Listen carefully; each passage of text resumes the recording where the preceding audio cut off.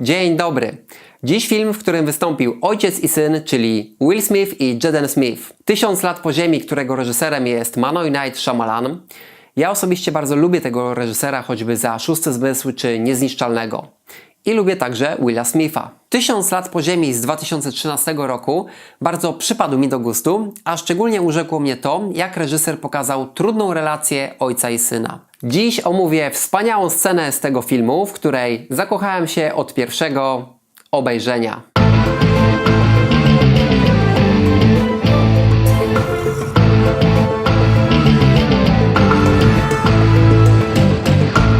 Film Shyamalana przedstawia ojca, który jest uznanym żołnierzem i dowódcą, oraz jego syna, który próbuje dorównać ojcu. Niestety bez skutku. W klasie jesteś niezrównany, ale w akcji zawodzisz. Nie awansuje cię. Historia rozgrywa się w przyszłości, ale nie na Ziemi. Ta dawno została opuszczona przez ludzi, ponieważ stała się nieprzyjazna dla naszego gatunku.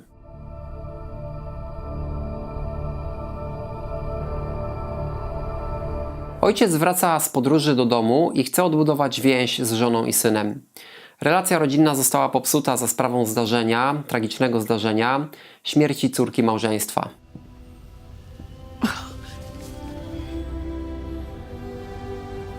Zanim przejdę do omówienia właściwej sceny, chciałbym zwrócić uwagę na inną scenę, która bardzo dobrze obrazuje napięcia między ojcem i synem, bo na nich się dzisiaj skupię. Jest to wspólna kolacja przy stole. Żona nie odgrywa tutaj znaczącej roli. Reżyser skupił się na relacji ojca i syna. Zobaczcie, w jaki sposób pracował kadrami w konstruowaniu sceny. Na samym początku mamy ujęcie chłopaka.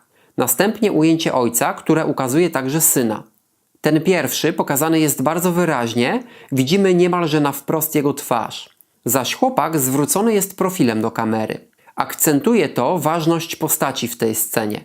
Prym wiedzie ojciec. Sceny dialogowe zwykle oparte są o dwa ujęcia pokazujące raz jednego, raz drugiego bohatera. Zobaczcie przykłady. Wyraźnie odbiorca może skupić się na emocjach jednego i drugiego rozmówcy dzięki kierowaniu kamery na poszczególne postaci. Wróćmy do sceny z 1000 lat po ziemi. Tutaj mamy tylko jedno ujęcie. Kiedy ojciec wypowiada zdanie, ostrość jest na nim, a kiedy mówi syn, ostrość przychodzi na niego.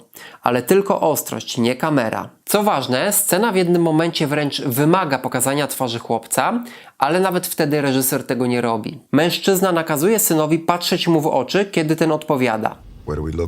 Patrz na mnie. To moment, kiedy widz czeka na pokazanie twarzy chłopaka, ale tego nie doświadczy. Reżyser bardzo umiejętnie przebija ten moment ujęciem matki i to jej spojrzenie przechodzi na mężczyznę. Z jednej strony jest to jakaś alternatywa dla potrzeby widza, z drugiej podnosi to znaczenie używanych obrazów. Brak ujęć twarzy syna podnosi rangę ojca, który jest ponad nim. Jest ważniejszy od chłopaka, który według mężczyzny nie dojdzie do tego etapu co on. Etapu, w którym potrafi przezwyciężyć strach i stanąć do walki. Swoją wyższość od syna ojciec podkreśla, każąc zwracać się do siebie jak do dowódcy. Nie zostałeś strażnikiem? Nie zostałem, sir. Nawet kiedy chłopak chce odejść od stołu, kamera nie kieruje się na niego, a cały czas zawieszona jest na ojcu. Dopiero na zakończenie mamy ponownie pokazaną twarz chłopaka i to zamyka scenę. Ostatni kadr ukazuje jeszcze ojca w kompozycji symetrycznej tak, że wypełnia on środek kadru jako najważniejszy przy stole. Relacja rodzic-dziecko jest tutaj trudna, bo ojciec cały czas obwinia syna za śmierć córki. Siostra sama stanęła do walki i zginęła. Ojciec nie powiedział tego wprost, ale widz ma wrażenie, że według niego syn powinien coś zrobić, a nie chować się w strachu. Dopiero w omawianej scenie syn oderwie się od ojca dowódcy i zbliży do ojca rodzica. Będzie to od niego wymagało przezwyciężenia własnego strachu. Ojciec zabiera syna w krótką misję. Po drodze ich statek ulega uszkodzeniu i przymusowo ląduje na Ziemi. Ziemi, która nie jest tą Ziemią, jaką zna widz.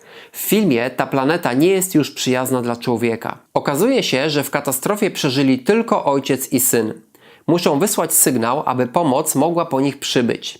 Nadajnik niestety jest w drugiej części wraku statku, oddalonej o jakieś 100 km od nich. Mężczyzna jest poważnie ranny, nie może chodzić, więc tłumaczy, co musi zrobić chłopak. Tłumaczy mu, jak ważna jest ta misja. exactly as I do, Słuchaj mnie, to przetrwamy. and we will survive. Bardzo istotne jest tutaj wielkie przekonanie ojca, że syn nie podoła, ufając tylko swojej wiedzy. Mężczyzna nie wierzy w niego. Dopiero w omawianej scenie syn złamie w nim to przekonanie. Strach chłopaka podkreślany jest jego mimiką. Zobaczcie. Nawet podczas wyprawy chłopak ma chwilę słabości. Prosi ojca, by ten przyszedł po niego. Oczywiście jest to niemożliwe. Sam tego nie zrobię. Pomóż mi. Wykonaj pierwszy zastrzyk prosto w serce. Już. I teraz czas na naszą scenę. Jest to kulminacyjna konfrontacja ojca i syna. Są od siebie oddaleni o wiele kilometrów, natomiast dzięki technologii ojciec słyszy i widzi wszystko, co chłopak. Bardzo ważne dla fabuły są pojemniki z płynem inhalacyjnym. Aby normalnie oddychać, chłopak musi co jakiś czas je przyjmować. Niestety, podczas akcji 2 fiolki zostały zniszczone. Ale nie mówi tego ojcu. Podróżuje dalej, aż dociera nad przepaść. Dalsza podróż jest niemożliwa i jest to wymownie pokazane. Chłopak musi wybrać inną drogę.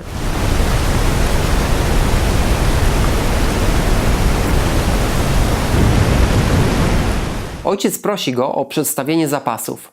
Syn pokazuje fiolki i zbliżenie na ojca mówi nam, że jest on przekonany, że misja może się już nie udać.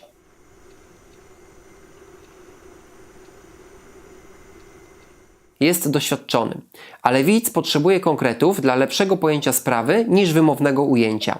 Mężczyzna oblicza długość trasy i ilość potrzebnych fiolek.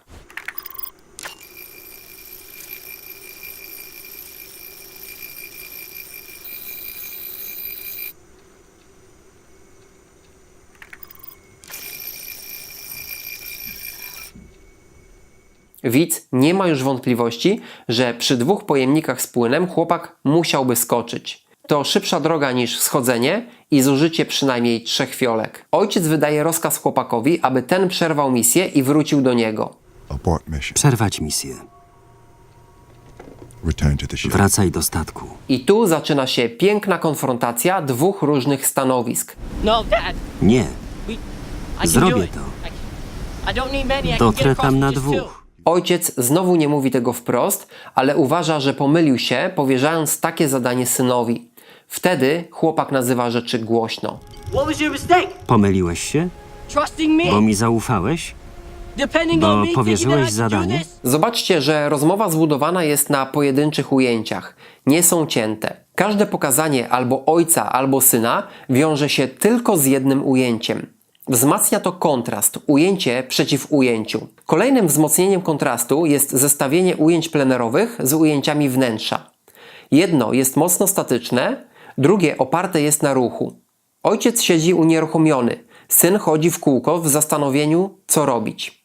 Podobnie jest z emocjami. Ojciec nie ma ich prawie wcale. Wypowiada rozkaz powrotu. Syn jest cały roztrzęsiony, waha się. Nawet światło tutaj gra swoją rolę. Plener jest za dnia, jest niebo, chmury, zaś wnętrze bez światła. Jak widzicie, same kontrasty. W takich warunkach rozgrywa się między nimi wymiana stanowisk. Syn wypomina wiele ojcu. Emocje z niego lecą, co obrazują lecące łzy i monitor ukazujący przyspieszone bicie jego serca. Szczytowy moment tego uniesienia to skok chłopaka w przepaść. You're wrong. Mylisz się. I'm not a Ja się coward. nie boję.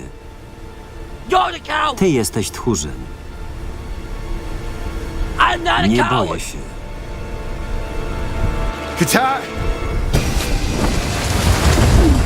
Dla mnie ta scena posiada bardzo wielki ładunek emocjonalny i niesie sporą dawkę dramaturgii. Odtąd syn odcina się od ojca.